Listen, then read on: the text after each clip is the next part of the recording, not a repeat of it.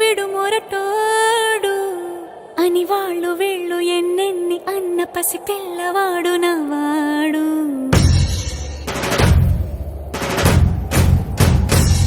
విడుముండోడు అని ఊరు వాడ అనుకున్న గాని మహారాజు నాకు నవ్వాడు.